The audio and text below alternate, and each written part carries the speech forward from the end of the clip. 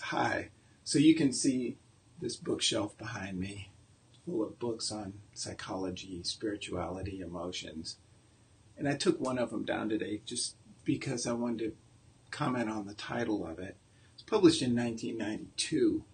It's the title's "We've had 100 years of psychotherapy and the world's getting worse." So if you are like me, do the math, 92. So now we've had over 125 years of psychotherapy, and I'm going to say that the world's still getting worse. And I'm going to say, with what Hillman said, which is that it's psychotherapy's fault. But I'm going to come up with a different answer than he did for why. So I'm Dr. Stephen Brownlow. I'm the founder of ADEPT Psychology and the author of Emotions in Psychology and Psychotherapy.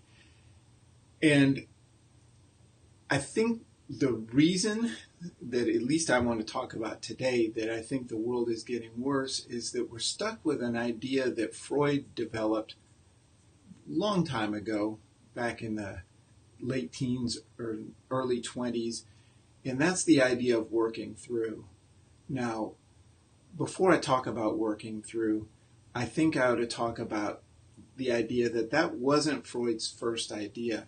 That was actually Freud's third idea for how people get better. And the first one, and the reason I'm going to talk about these is because you still see these practiced and still see people believe in them, and maybe you even believe in them. And I'm going to say that they don't work. Freud showed they don't work, and experimentation has shown over the years that they don't work. But the first one is catharsis. And catharsis is basically the idea that you've got all this emotion in you and you've just got to get it out.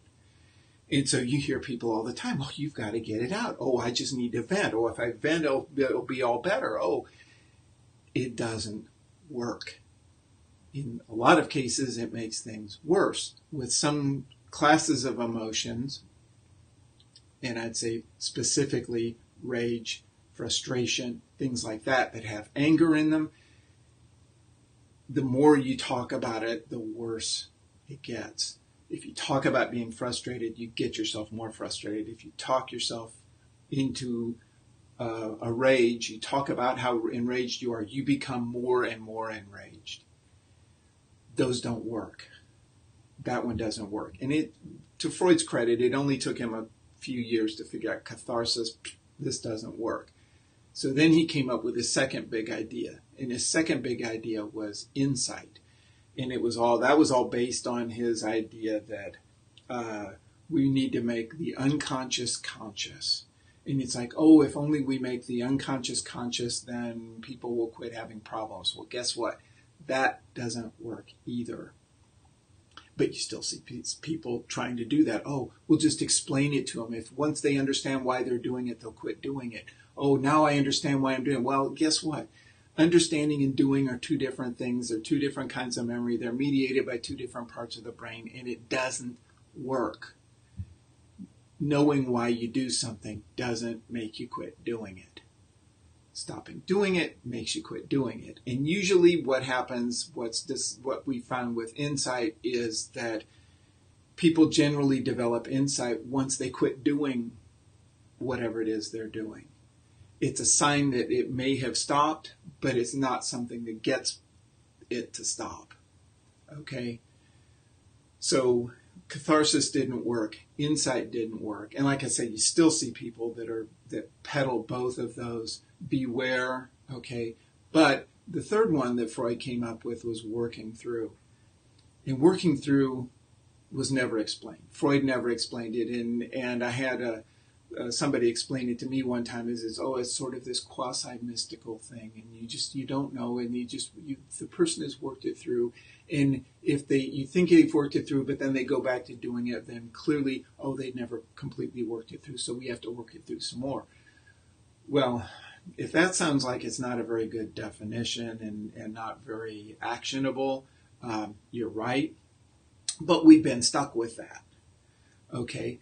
And meanwhile, people have figured out, or tried to figure out, well, what is working through deal with?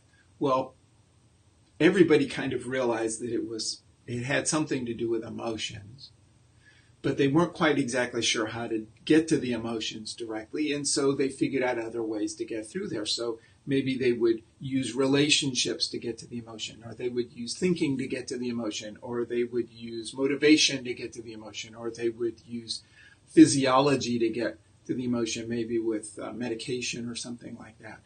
And so they're always trying to get to the emotion, but they're always through the back door. And the idea is that we have to work through that emotion, because once you work through the emotion, then everything is better and the person's life is stable, and that's not a problem anymore.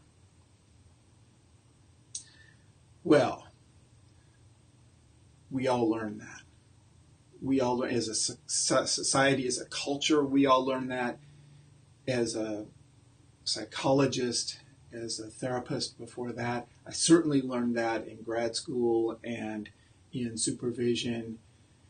And I'm going to tell you that it doesn't work that way. And the reason I know it doesn't work that way is because I got to a spot at one point, and this is another story, and I'll tell it another day maybe, but I got to a point where I started noticing changes that my clients were making. And specifically, I'd have people who would come in and they'd be depressed, or having panic disorders, or having terrible relationships, or some combination of all of that. And they couldn't figure out what they wanted. They couldn't figure out what to do. And 6 weeks later, all of a sudden, they quit one job. They gotten another job. They had a new relationship. Their relationships with their families were completely good. They had a sense of meaning and purpose in their life. They knew exactly what they were here to do. And the question was, how does someone go from zero to that in 6 weeks? What did they work through? What was the emotional thing that happened? And I could always identify emotional things that happened, but what does working through old sadness or old shame or old whatever have to do with that? And I struggled with that for a while, trying to figure out how did that fit into the clinical model that I was working with, and I finally realized it doesn't. It doesn't. The clinical model is completely backwards. We're not actually working through emotions. That's not what cures people. What cures people is that we release our defenses that keep those old emotions bottled up and stuck. And so when we release the emotions, we release the defenses rather, those emotions are just dissipate. They're gone. And so from the outside, it may look like working through, but what it really is not a clinical problem. It's not a release of emotions. It's a spiritual problem. It's letting go of our defenses. It's owning who we are in all aspects of that. Our love, our power, our brokenness, if we feel broken, but owning all of that. Owning our own beauty and not looking outside ourselves for validation. So, I'm Dr. Stephen Brownlow. If you've learned something from this, if this means anything to you, I'd love it if you'd scroll down, leave me a comment. And just remember, the decision what to do with your life is up to you.